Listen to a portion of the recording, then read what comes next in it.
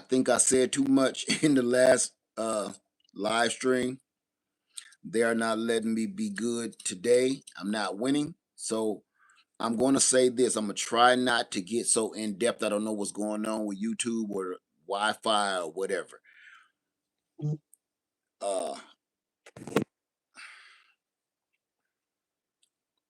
I want to finish this video off. This is the part two. I'm just gonna start talking before this happens again. Uh, on the flip side, just like you investing in all of those big corporations. Hey, everybody, I'm just come on in. I'm just gonna keep on going because I don't want this part two to be long. I don't know what happened. It's just let's keep it rocking. Just like the investments in those big corporations, I think that might be it. I keep saying their names. The investment in those big corporations, you're living swell right now. You don't have to worry about money for the rest of your life, right? If you invested in any of those big corporations that I told you about. Okay. If you purchase land right now, you will also get a return, and your lineage, your family for generations will also receive and be part of that return that you receive on your investment. Just like the stock market, the only difference is there is no gamble. When you play with the stock market, you gamble. Now let's be honest. You win some, you lose some. That's the only thing better about purchasing land is it's not a gamble. It's always going to be a plus. It's always going to be a gain. And it never depreciates. No matter where you live, your neighborhood might try to depreciate. If you got a bad neighborhood and you purchase a house or some land in a bad neighborhood, the city will tell you what your house and your land is worth, right? They're doing that so they can come in, destroy all the homes that was there and everything else, and redevelop. And now they bought these houses, pennies on the dollar. They bought each and every house from the homeowner for $5,000, $10,000. They turn around and build brand new cardboard houses on them, and now you better pay 300,000 and up for each and every house. And this used to be old neighborhood where violence and gang violence and street walkers and everything else used to live. They pushed them all out of the way, bought all that property and vacant lots and burnt up houses and people that just want a couple of dollars. They bought all that up, and your $5,000 property that they told you your land in your neighborhood was worth $5,000, $10,000. How many people heard of We Buy Houses? Them dudes. They'll buy your house for $10,000, $15,000. Tear your house down or refurbish it, and then turn around and sell that house for $300,000.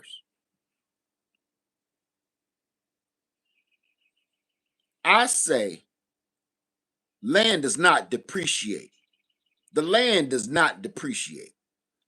It's all about the mindset of the people. You can bring you and your neighbors can bring they say your neighborhood property value in your neighborhood is only worth $150,000, right? You and your neighbors can change those demographics. Did you know that? Did you know that?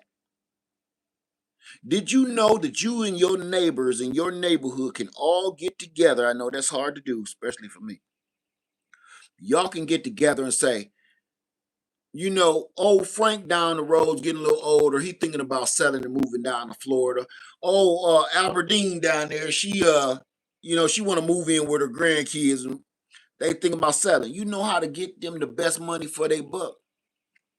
If everybody cut your grass, everybody paint your house, everybody, do a little landscaping, everybody fix your gutters, everybody get the garbage out of your driveway. I know that's me. Once you do that and make these little repairs around your outside of your home, it ain't even got to be on the inside. It's all a surface thing, right? The little dude to come around with the little camera on top of his truck and looking at the neighborhoods, he changes everything. So if everybody start cleaning up, sweep the leaves up off the curb, everybody cut your grass and keep the bushes trimmed. Yo, I know this sound crazy, but this is that simple. By cutting your grass, keeping your grass cut, keeping your house painted, keeping your gutters on your house, parking your car in the driveway, stuff like that, man. Hey, Sun Energy, you literally raise your whole neighborhoods up, um, uh, uh, property value up by leaps and bounds. You started out in $150,000 neighborhood, right? Okay, but if everybody chipped in and did their part on their own property, you could actually bring your property value up from $150,000 to another 50,000, and make it a $250,000 neighborhood. And if you keep on playing like that, next thing you know, it's not going to be so easy for developers to come in and steal everybody's houses for $15,000. I know it's an abandoned house down on the corner. At least keep the grass cut. If the fence is half tore down, finish tearing it down and go take it to the dump. If the windows is busted out, put boards on the window. You understand what I'm saying? Those little bitty things changes. And I'm gonna tell you how I know for sure. I used to own property. I owned a quadruplex. It had 4 apartments into it. They burned the place down, right? My tenants burned it down. I told y'all this story a long time ago. I ain't gonna tell it again. But listen to this. Do you know what the insurance company was more worried about than anything else? They made it a priority to clean up all the junk out of the yard that the firemen, when the firemen putting your fire out your house, they throw your furniture out the windows, and so you got a yard full of burnt up furniture and burnt up wall crumbs and all of, the insurance company told me, go clean all of that up and put boards on every window. It wasn't a bad neighborhood, but the insurance companies know that a house like that is going to bring down the property value of the neighborhood. They didn't care about when they was going to give me my check. They didn't care about if the house was even livable anymore. They didn't care about any of that. They said priority number 1 before we talk about anything else. Go clean up that yard with all the burnt up stuff in it, haul it off, and go board up all the windows and make it look like somebody is about to move back in. It was all brick complex. I said, but didn't y'all total it out? Now listen close. They were going to demolish the home and knock it down to the ground, which they did. So I'm thinking to myself, if you're going to demolish the home in about 30 days, what am I doing? Why am I spending all this money to get this area cleaned up and then spend all this money on lumber and board these windows up? Easy. Property value. That's how I know your property value really does not decrease. It increases only. And the only way that it will decrease if you leave your property like that for vultures to come and take it from you. That's it. I got the payout for my property burning up, and I was reimbursed for me boarding the windows up and cleaning it all. I was reimbursed from the insurance company. I want you to think about that in full. So I still own that piece of property back in Toledo, Ohio to this day. It's just a big empty field where kids play football in now. When I go back home, I look at the piece of land, I don't think twice about it. It ain't, I guess the neighbors keep it up. It's just an empty lot. And if somebody end up offering me some money for it, I'll probably accept it. Because it would actually make one house, their yard, just beautiful because it was a corner lot.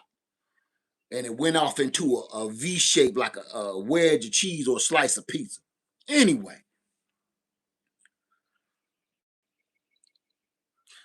that is letting you know your land don't depreciate. You will always eat. Now let's talk about how else your investment will appreciate and always have you living good. Nothing, listen, when you plant fruit trees on your land, it's paying you back. You don't even have to be there. Your land will be paying you back if you put fruit trees on it. I ain't saying the garden, because a garden needs to be maintained, right? You need to stay on top of a garden, aphids and all the other pet fruit trees. You go plant some fruit trees out on your land, plant some uh wherever your area is. Plant some apples, plant some pears, plant some cherries, plant some plums, some peaches, nectarines, some pecan trees, some almond trees. Uh, you just putting this stuff random places, right? And you kind of walk away. You ain't there all the time. I don't live here, but I planted fruit trees, and now they full of fruit. So that one, I think each one of those trees probably, I think it was $15. So $60 because I bought 4 trees. $60 investment on top of the land investment that I made. Now I could sell, give it 3 more years. I could sell pears and get some of my money back. Right? Say, guess what? I got me a Pakistani mulberry and American plum, Myers lemon, Concord grapes, Bartlett pear, muscadine. I'm so excited. That's good. Good. Who was that? Ashanti? Good. Congratulations. Congratulations. Okay? Congratulations. But you know what's funny to me? Everybody wanted to know the inside track of how to make money by damn near doing nothing. And all you had to do was make one investment. When I said, do you want the inside track? And all you need is to invest in this secret that I'm telling you. And you'll be rich for life. And you'll probably never have to work again. Everybody in this chat raised their hand and said yes.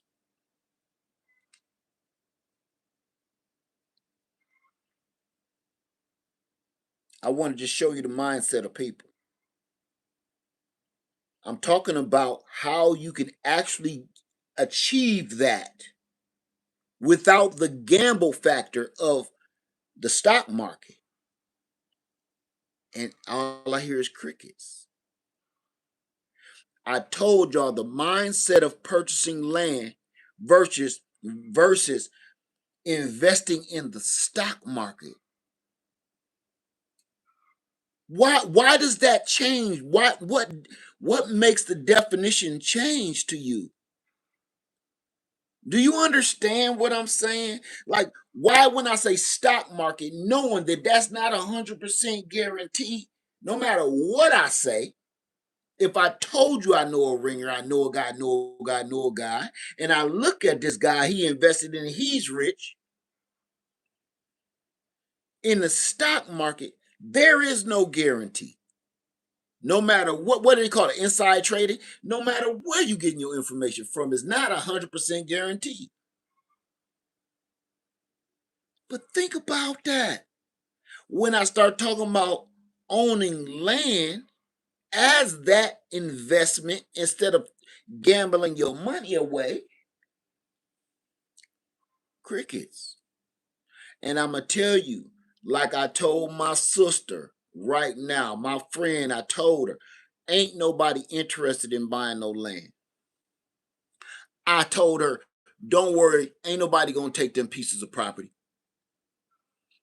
Katina Brooks says it's the fear Many are fearful of the tangible investment. You know what? But see, Katina, that's what I don't understand. That's the part that somebody need to really make me understand. They're scared of the investment in the land, but they're not, which is a guarantee return, but they're not scared of throwing their money to the stock market. They would invest in the stock market before they invest in land. I don't get it. Say trying to get my money and credit together because I want land back.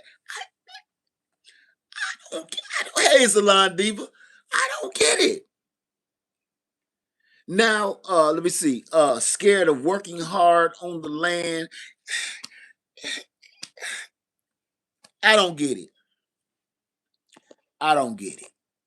How much money to begin to invest in land, please? I can't answer that for you. That's insane. That's an insane question. I ain't gonna lie to you. You can't. That's like how much is it going? How much investment is it going to cost me to have a child? I don't know what kind of child you're gonna have. I don't know where you live. I don't know nothing about you. It's not about how much money that you need to, how much you gonna cost to invest in land. That doesn't make any sense. That question doesn't make any sense because that's going to be only in tune to you. You can find owner finance land with,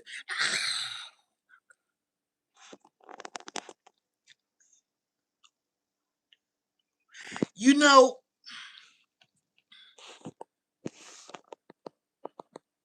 is your name Phaedra? Phaedra Brooks? Said they. Uh, you said I wouldn't buy no owner finance land.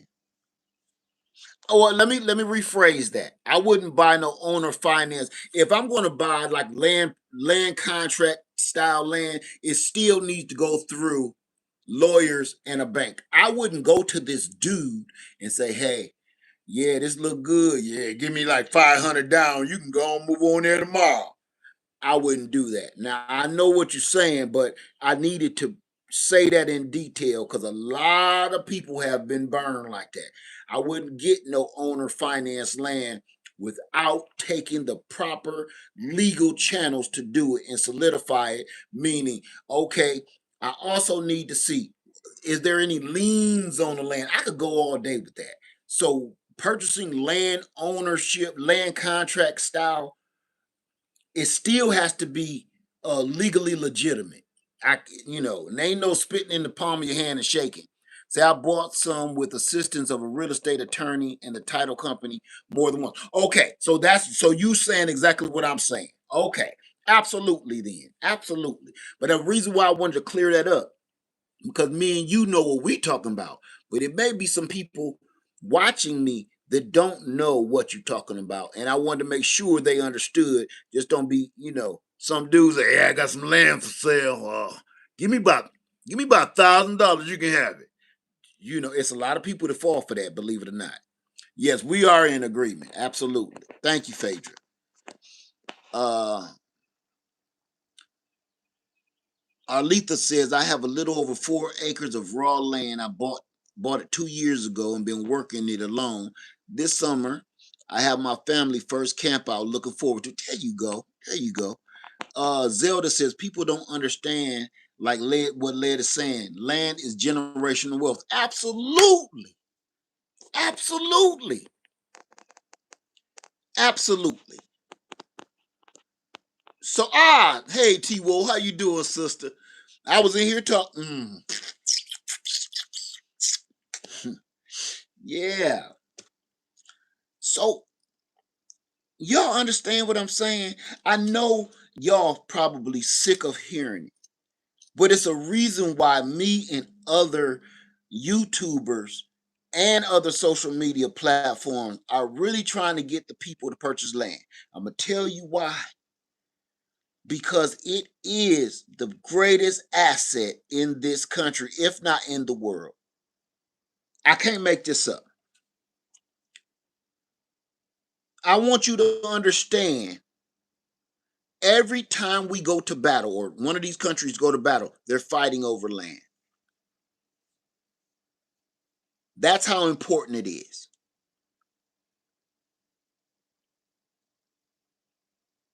I don't I you know, who am I? What do I know? But I'm just telling you, remember I told y'all about the stock market and I was telling y'all, you know, I see a guy that actually invested in that stock market in those big corporations and he got his return and now he's living good. I know him personally, right? Remember that? Well, look, you know a guy that invested in that stock that's living comfortably. You know him. You know what he did. That's the part that I don't understand about us. Like, we gluttons for punishment, yo. Let me see.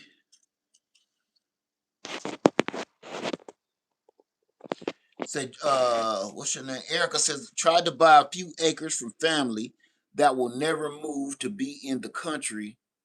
That will never move to be in the country from the city, but they don't want to sell to family. But stop trying to buy it from them. I wouldn't keep trying to, but let them have it. Let them go on about their business. Stop trying to work deals out with. Let me tell you something. The longer you, let me take my voice down. The longer that you keep trying to work deals out with other people and trying to get them to get along with you for whatever reason, I promise you, you're wasting your time trying to get people on the same wavelength as you, and don't go around them. Go around them.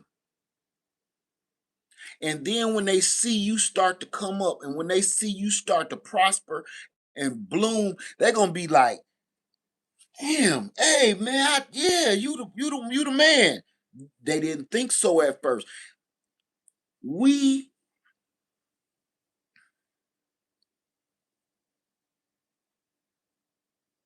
I don't want to go down this route, but I will. Let me tell you one thing that they did to us. I'm gonna give credit where credit is due. It's bad, but I'm gonna play devil's advocate for 2 seconds. They did one hell of a job programming us. I'm gonna be honest with you. Man, they did a hell of a good job programming us for nonsense. I will say that if nothing else that they did work, that worked. That worked. Because we live in a world now that don't nothing make sense of the things that we, when we're from little kids to adults, the things that we try to achieve don't make no sense. I'm going to tell you what the things that we try to achieve now, it only appeases them. It only works for them. It makes them richer and they give you a little kickback. We don't do nothing for ourselves. We go to school for things that's going to make them richer. We don't do things for ourselves. We don't, man. And I hate to say it, but it's the truth. Look around you. You know I'm telling the truth. You don't go to school for nothing that's going to enhance us. Nothing. Nothing. We go to school and hire our education to go work for them. Everything that we should be doing, we throw to the wayside and say that. Let me tell you what me and my friend was talking about before I forget. And then I'm gonna get on out of here because I know my other video was about I don't know how long it was. Let me tell you what I was telling my friend. They have brainwashed us and they tricked us so good and they programmed us so good that the they caused the flip. They caused the flip. What I started out in my other video saying, here's the flip. Everything that we used to try to achieve, think about this. Just say from 1980 and before. Anything before 1980. Anything before 1980, we were on a path to build generational wealth for ourselves. Somewhere along 1980, the flip happened. We no longer wanted to own land.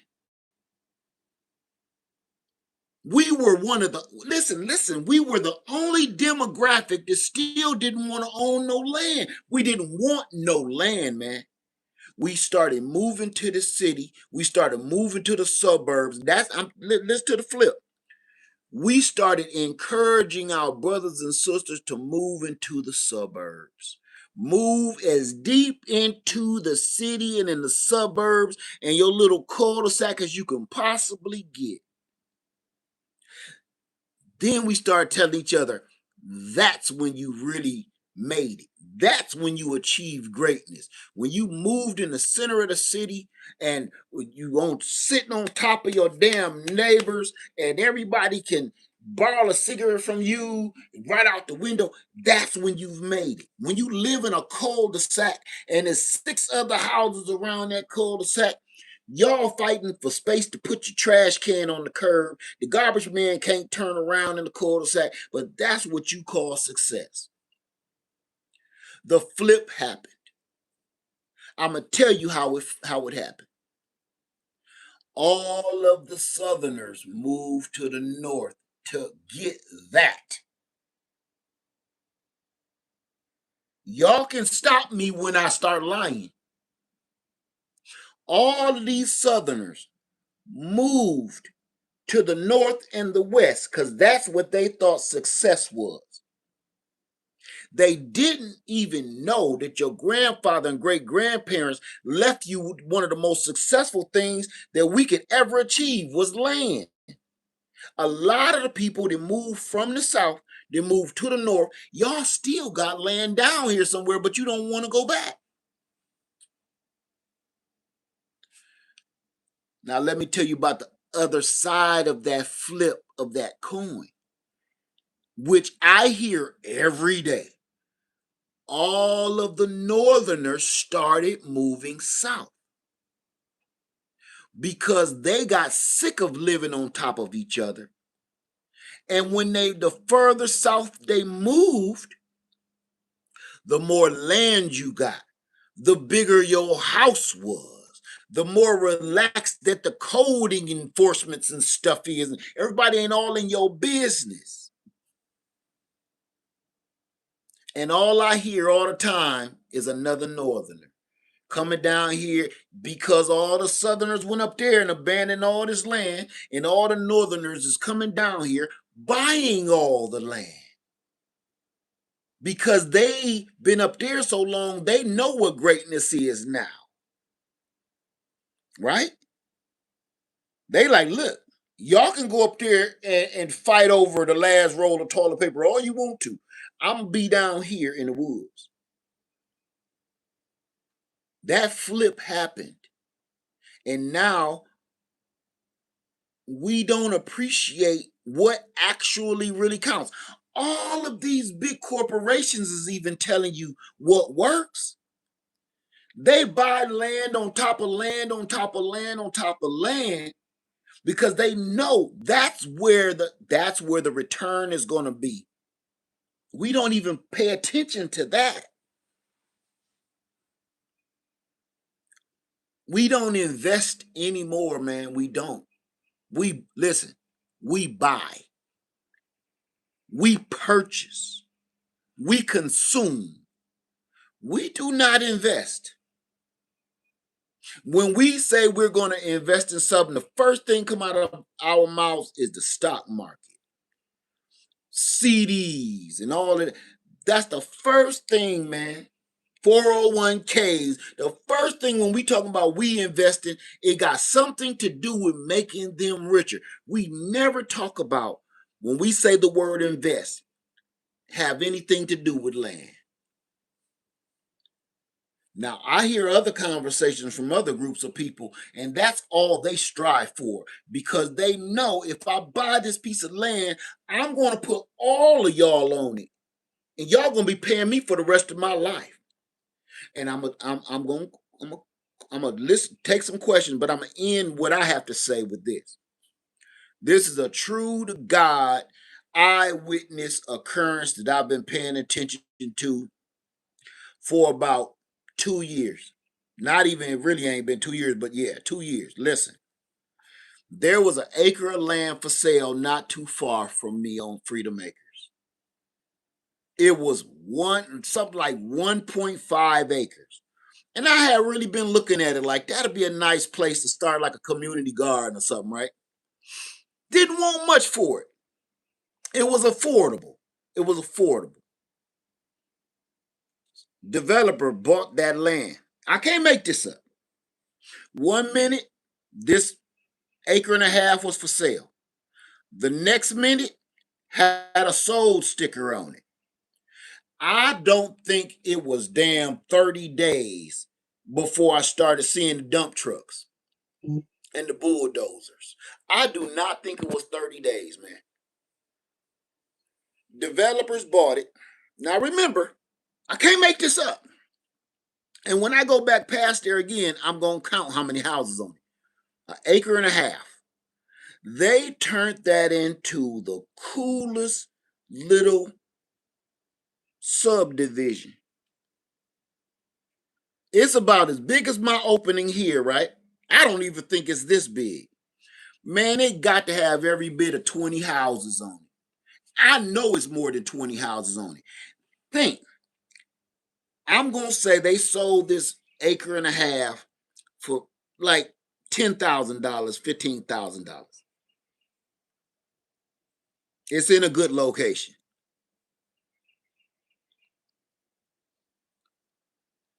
They put it, I'm going to just use the term 20 houses because I know it's more than that, but I definitely know it's 20. They put 20 houses on an acre and a half, made a new subdivision. I want you to listen to how this worked. This developer bought an acre and a half for $15,000. He put 20 houses on it. The signs for this subdivision say low 300s. Move in today. Low 300s. I can't make this up. If I wanted you to know where I was, I would take all kind of pictures of this place. Because nobody's going to believe me. I actually rolled through the subdivision just to see these saltine box made crackers because they had probably 6 houses up in the first 90 days. I can't make this up. And I've been telling y'all this already. They had about 6 houses up in the first 90 days.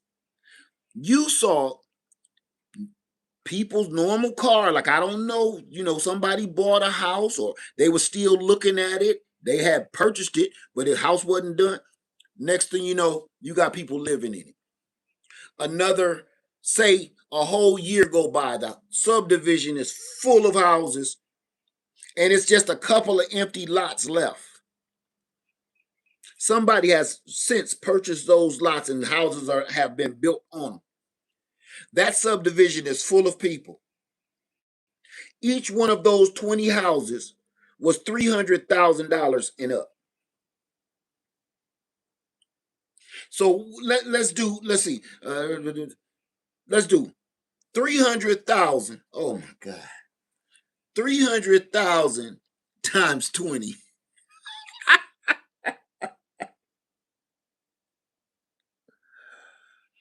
$300,000 times 20 houses. Now remember, the houses were starting at 300,000. Starting. Mean you gonna walk in with some raggedy carpet, you're gonna customize each and every house as you have it built. That house gonna probably end up costing you $389,000, $400,000, right? Each one of those houses, just say at the rock bottom basement, is $300,000 times 20 houses at the very minimum. He took $15,000 for an acre and a half. Hell, let's say it's 2 acres. You paid $15,000. Hell, let's say you paid $25,000 for it. You paid $25,000 for 2 acres. And then you turned around and had 20 houses built on it. And each one of them is no less than $300,000.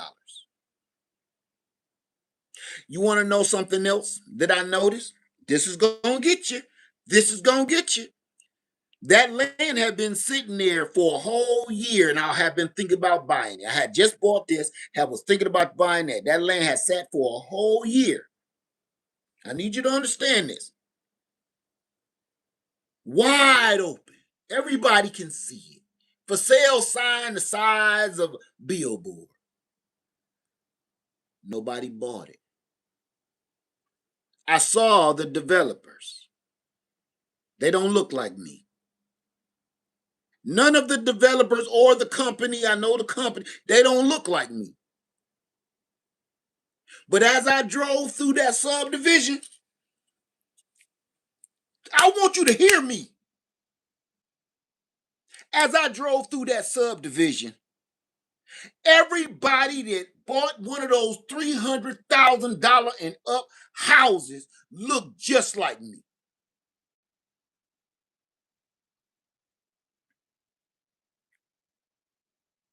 You won't purchase the land so you can do it. You let them buy the land, and then you come and go pay them for another 30 years of your life. What damn? Listen, I've been talking about this property for the longest because I've never paid such close attention to a project ever in my life.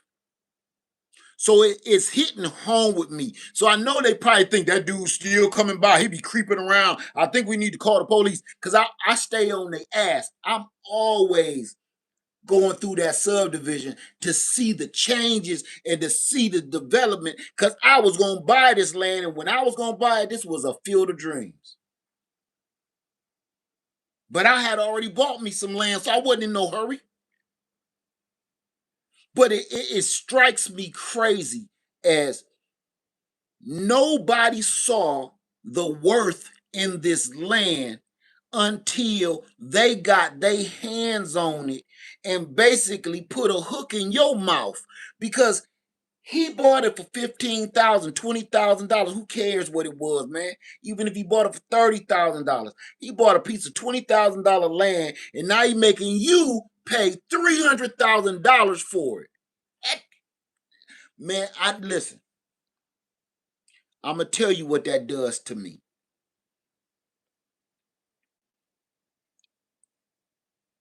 I'm impressed and I'm hateful at the same time. I'm impressed because I said that's one hell of a business move. That's one hell of a business move. But at the same time, I'm kind of lightweight sickened by it because all of the people that's on that land and all of those houses had the perfect opportunity. Listen to this now. I want you to hear me. Every one of the people that bought a $300,000 home on this 2 acres of land had their own opportunity to spend $20,000, purchase the land, and go have your own damn house built on it and have your one house sitting in the middle of this 2 acres. They want to live on top of each other. What's wrong with us, man? I'm trying not to get upset. But when I talk about this, I cannot help it.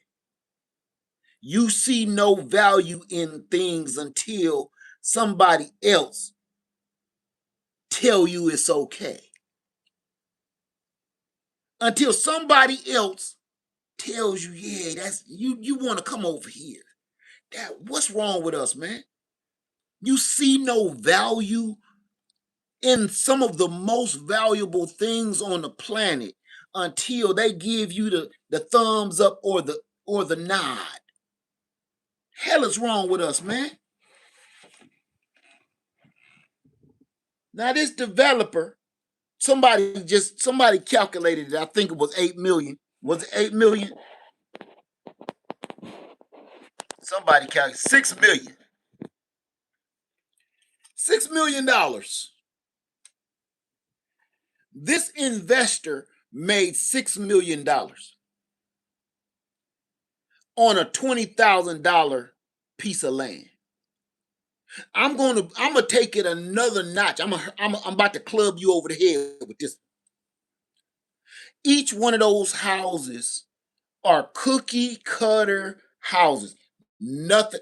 Let me show you what them houses look like. I'm about to show you exactly what these houses look like. Watch it. You see that cabinet? Everybody see this cabinet right here? Put a damn pointed roof on the top of it and a damn window right here and a door down here.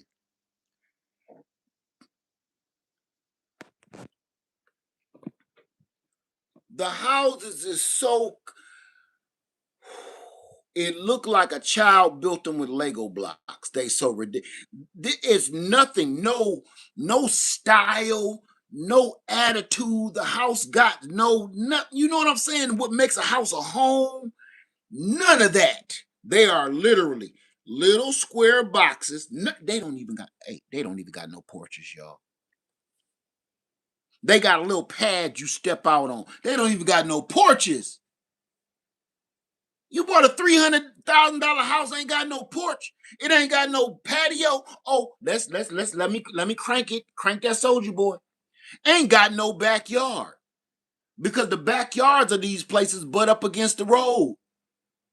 If you want to go barbecue out on your little patio on the back of your house, there go the woods. There go the street. You bought a $300,000 home with no land. You about 20 feet, 30 feet away from your neighbor.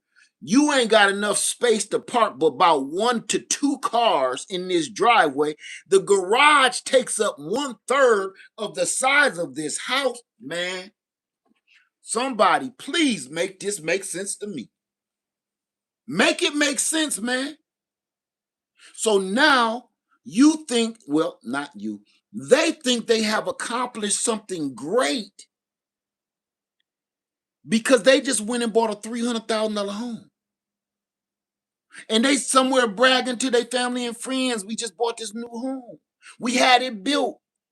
I picked out all the cabinets. But if the people that you bragging to knew the move you really made and went as deep as I'm taking it, they'll think you was a fool. Because I think everybody in that subdivision is a stark raving idiot. How the hell you gonna let a $20,000, I'm gonna stick with the $20,000, a $20,000 for 2-acre piece of property go?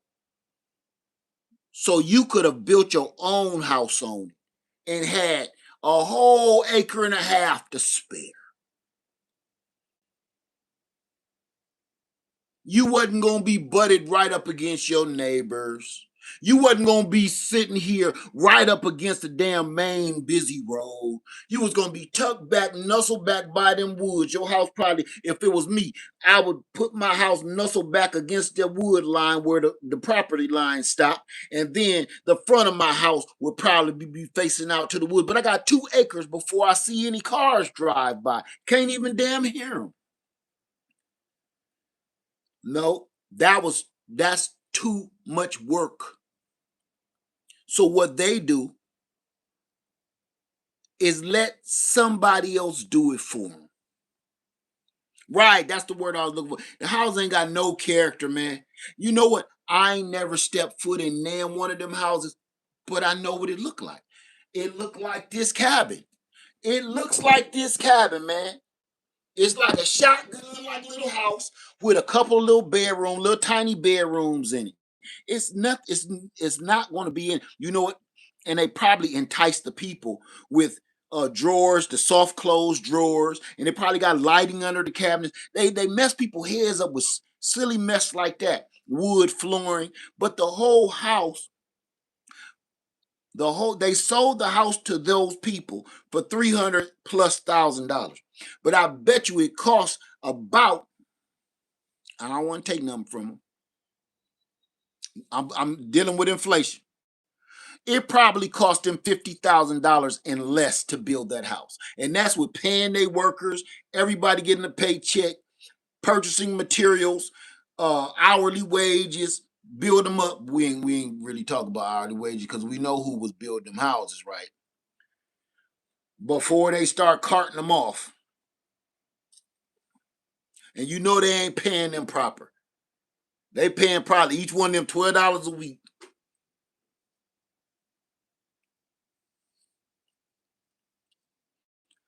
I'm sorry to fly off the handle.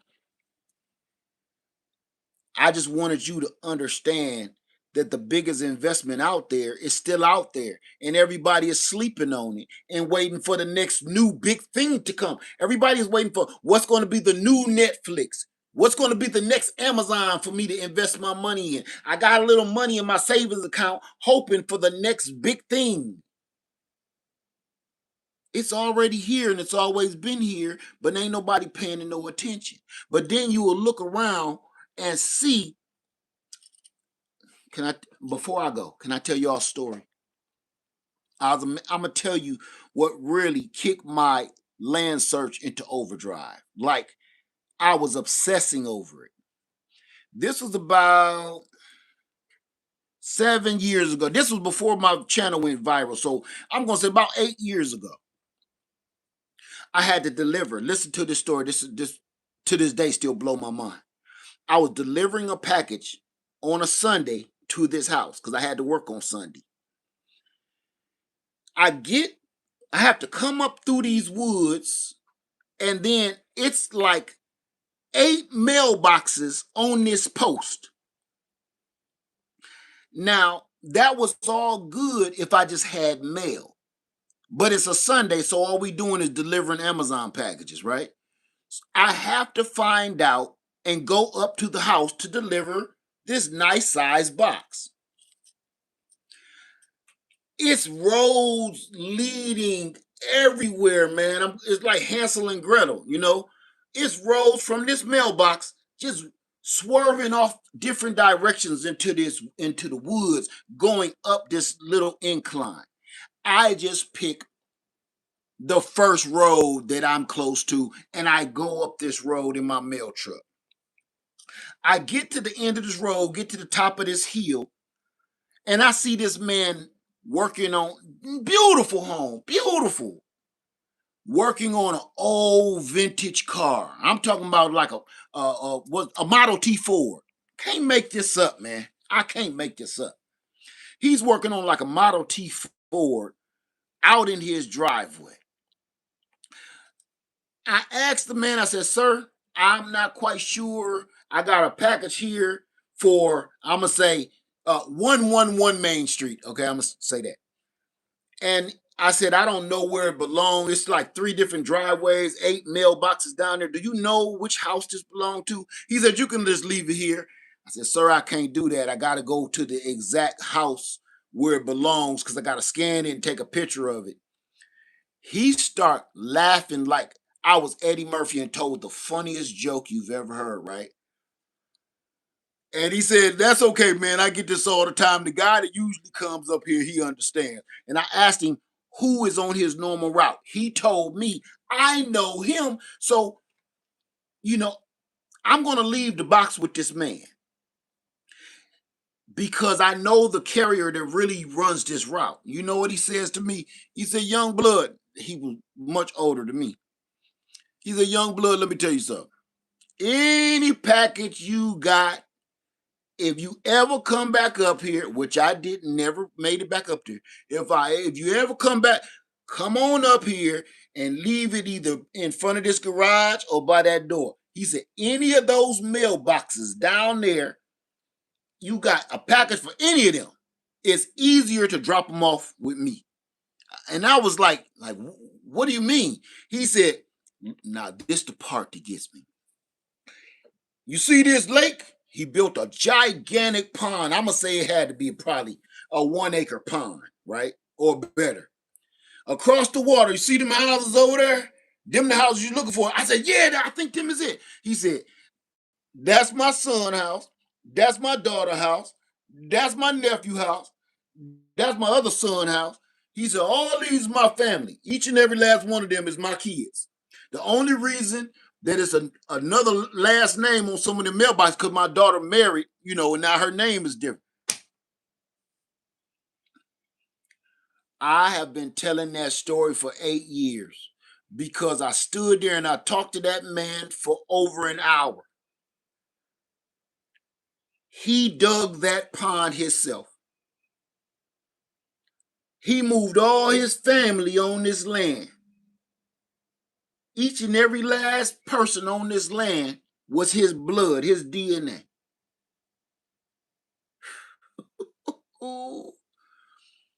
That has been my dream of what he showed me and how he is handling and taking care of his family off of what he invested in.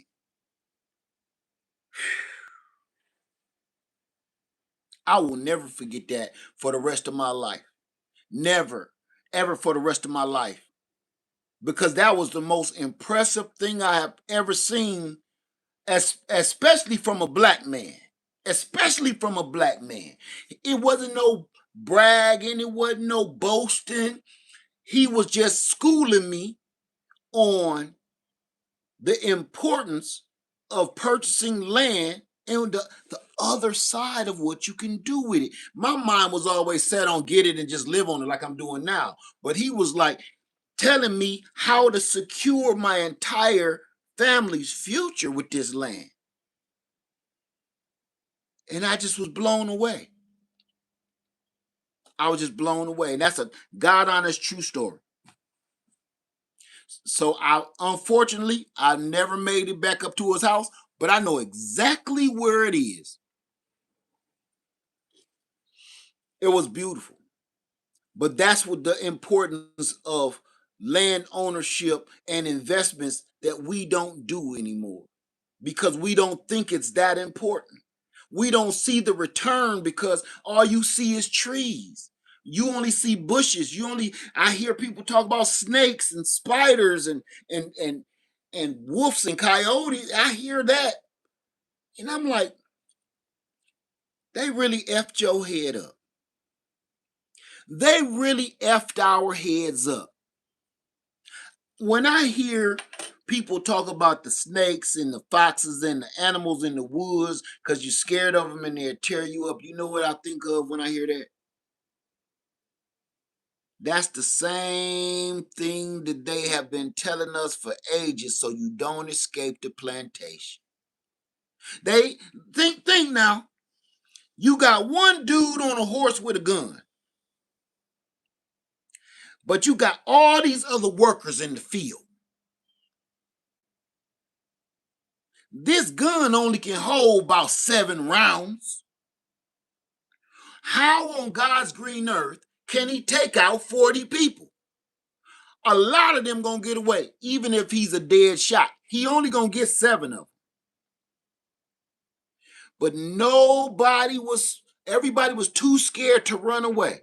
Do you think they was scared of the man on the horseback with the gun? No, they were scared of the brainwashing.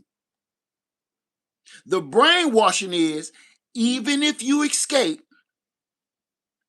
all of the creatures in those woods is going to tear you limb from limb. So you may escape the man on the horse with the gun, but you won't escape the creatures in the woods. That's not where you want to go. So the man with the gun on the horseback didn't even always have to be paying attention and looking at you. He didn't. He just had to plant that seed of doubt and torture in your head.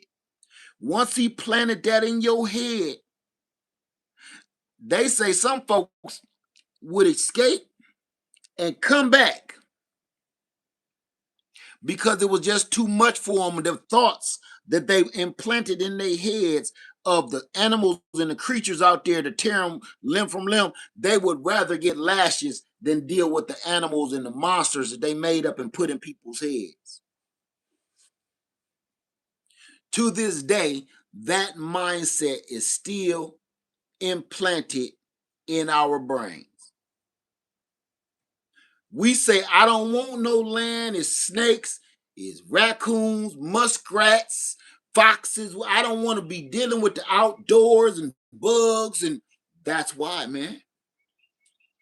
And you think it's just normal to be saying stuff like that. It's not. What you're doing is actually repeating programming. That's why we don't buy land. Because we've been programmed to stay out of this, stay out of the woods, man. We've been programmed, stay away from these woods, stay away from the land. That's bad. Only bad gonna happen to you. Can't do nothing with land.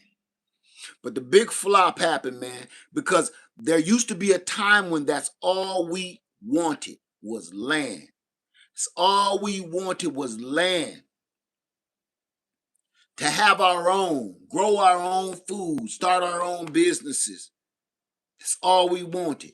And then when we achieved that, other people came in and destroyed it, again, planting the seed of doubt and destruction in our heads. Saying, even if you build, we will destroy it. See what I'm saying? So they always saying, no matter what you do, we gonna always be on your back. And they plant that seed of doubt in your head. And you know what we do? We don't go look for land. We run back to the plantation, which is the city, where we think it's safe because they run everything. Think now. We run back to the city where we think it's safe because they run everything. You scared to quit your job because you scared to pay your own insurance, pay your own taxes, make your own way. You scared that you ain't gonna be doing what you're supposed to do. You're gonna sleep in too much.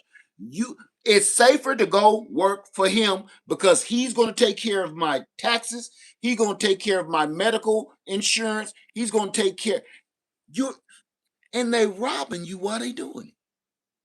Because your health insurance, just before the mess, the health insurance, what the company gives you, the health insurance that your company supplies for you, where they usually only give you a choice of 2 companies when it's a billion of them out there, that's because they get a kickback from those 2 insurance companies, health insurance companies. They get a kickback. So what you pay every week in your paycheck, your company gets a kickback from that. If you go and purchase your own medical insurance, you cutting out the middleman. We've been paying our own health insurance now for going on 4 years.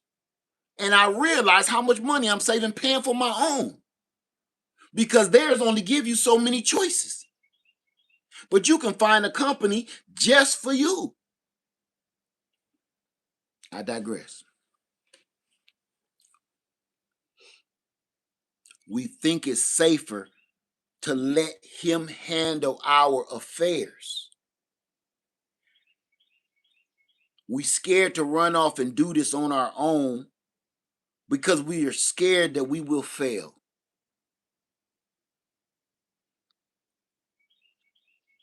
I'd rather fail out here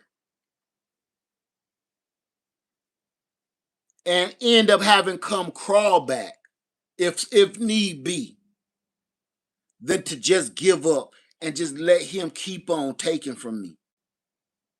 I'm not into that, man.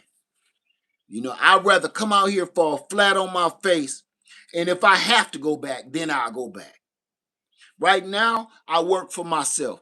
If I have to go back into the system and work, I will. But it won't be until I totally 100% fail at what I'm trying to achieve. I better be sleeping on a bus stop before I go back into the workforce for them. I'm going to give it my all and do everything I have to do before I have to get back into the workforce. I told my wife, even as tight as things are right now in my life, and it's true, financially, everything is tight. I don't care. I don't want to go back. If I go back and work for him, everything gonna be cool. Everything is all right. I'll be living and have a little extra money, walk around money. I'd rather be broke and free. I wake up when I want to. I go to sleep when I want to. I don't need no alarm clock. The sun is my alarm clock and the moon is my alarm clock. And sometimes I bypass and hit snooze on the sun, and sometimes I hit snooze on the moon. On the moon, I go out there and light me a nice fire pit and sit around the fire for the next 4 or 5 hours. And in the morning, I'll hit snooze on the sun because I'm going to sleep until the birds stop chirping and start hunting. I don't get no phone calls telling me, asking me, where am I at? I was supposed to be here 5 hours ago. You know you on first shift. Good God, I hated that. I'm not like everybody else, man. I'm not like everybody else. I hate being told what to do. I hate it. Let me back this up. It ain't so much that I hate being told what to do.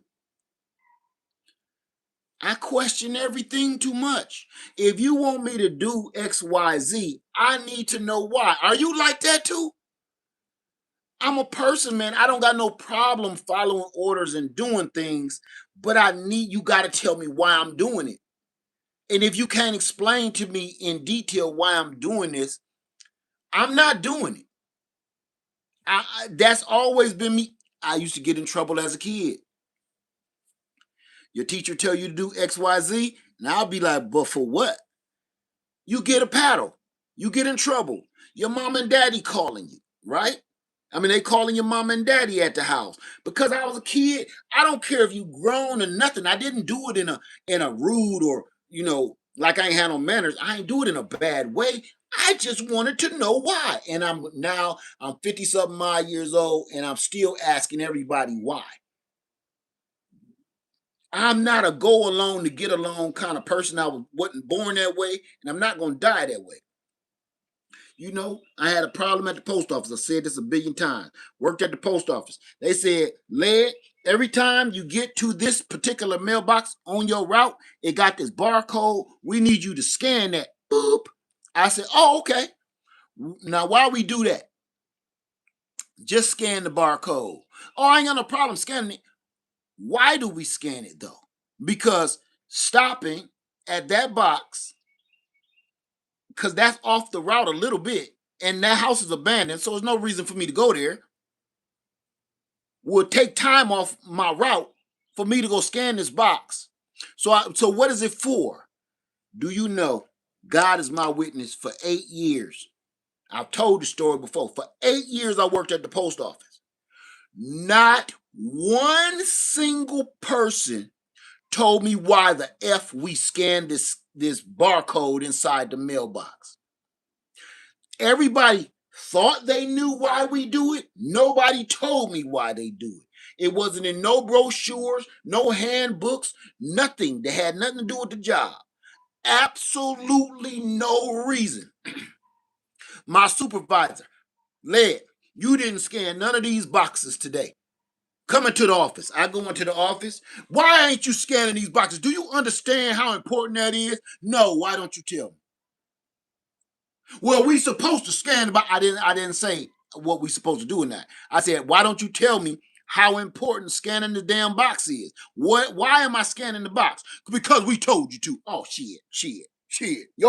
Do your children work here? But you need to bring them into the office. You ain't gonna do no because I told you to. You got it messed up. You think I need this money. Remember, Y'all hired me and I was already retired. You got to remember that. I'm not like them. I'm not money hungry like the rest of these folks. I don't do overtime. So if you don't tell me why I'm doing stuff, if you want to let me go because you can't explain what the hell we doing here, you're gonna have to write up the paperwork. Cause man, let's let it go. My feet hurt anyway. I would love to go to the house. 8 years, nobody explained to me why we scan these barcodes. Everybody had a hunch or a theory, from supervisors to managements, all the way down to the rest of the carriers. We just been scanning shit and we don't know why we do it. I'm not that kind of dude, man. I asked a simple question. You gave me a simple order, and I'm asking a simple question. A simple. You could have said, "Oh, we do that to track you and let us know that you okay when you meet that spot." See, I just made something out of my head. We just want to know where you are at this time of the day on your route. You could have said anything, but they don't know. The supervisors don't know. The carriers don't know. I used to ask them, why we scan this barcode? Ah, man, we just scan that every time but why? I don't even know. Let me see.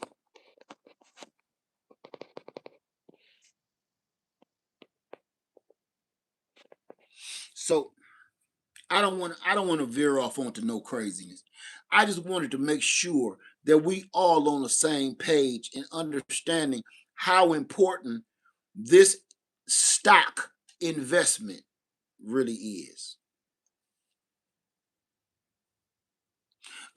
Priscilla Willis, amen. You said the supervisors were the least knowledgeable for some reason. You want to know something else? What the higher ups did, they made sure they made the most gullible people the supervisors.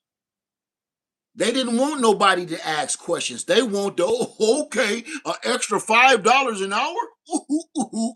That's who they wanted. And that's why all the supervisors is goofs. They don't know what they're doing. They just become supervisors so they can stop hitting the street and they can stay in the air conditioner all day.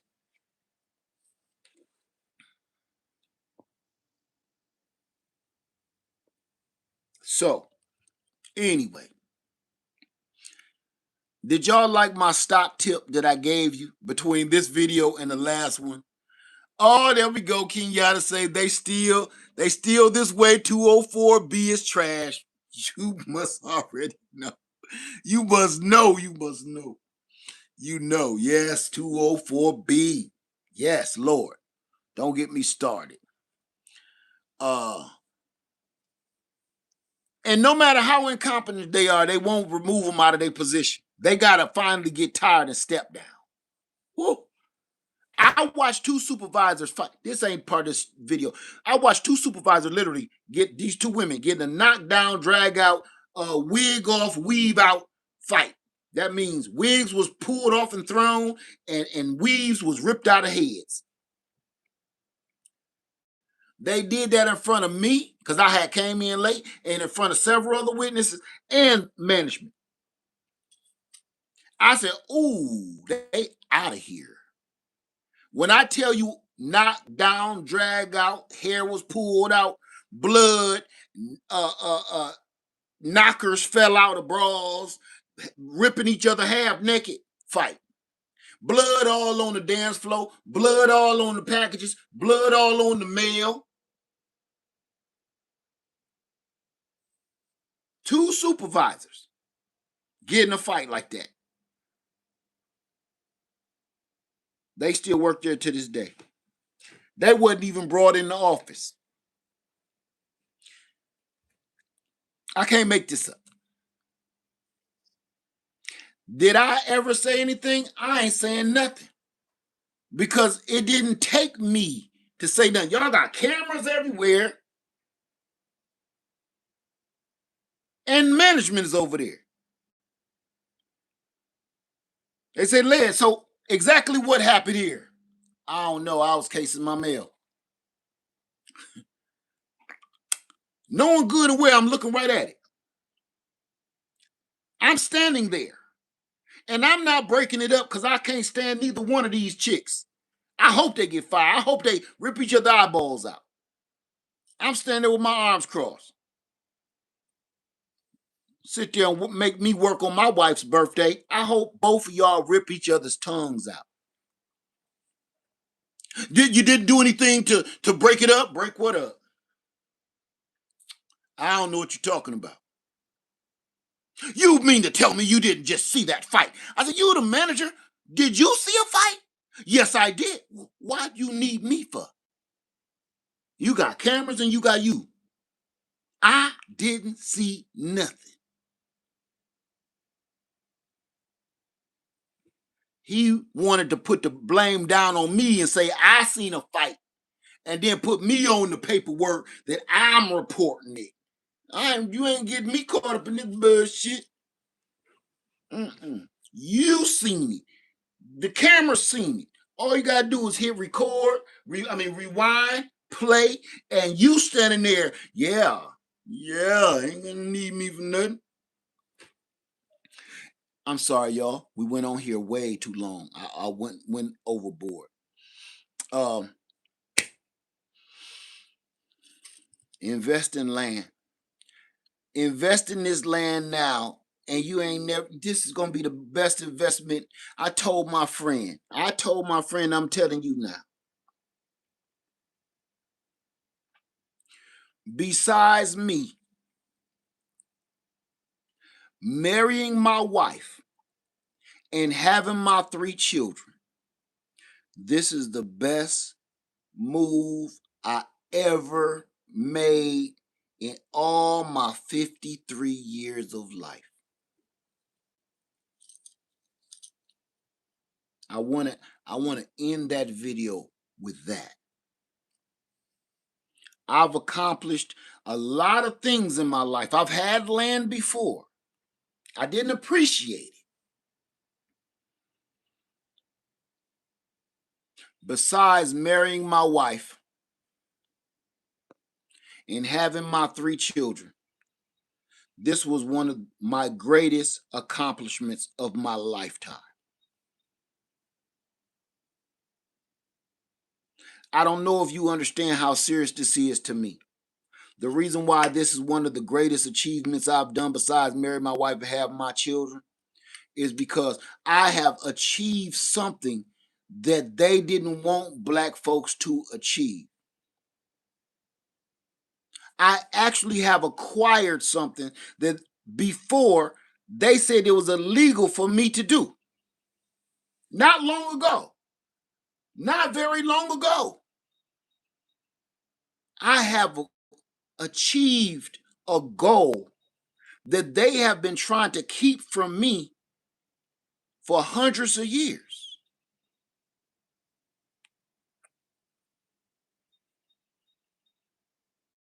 So this ain't just a personal accomplishment to me. I've accomplished something for my people and my ancestors. That's how I feel. This is just not a win for me. It's a win for the culture. That's what it is. And until we snap out of it and come back to what we're supposed to be doing, I'm going to hold it down. That's all I got. With that being said, everybody, enjoy the rest of your day. I'm going to go out here and feed these pigs, take me a shower, and get my day running. That's it. Any questions? We ain't even going to do that. We've been here too long. Everybody enjoy yourself. Have yourself a nice Saturday. Lead Farmer 73. Stay safe. Stay sane. I love you. And I'm out. Peace.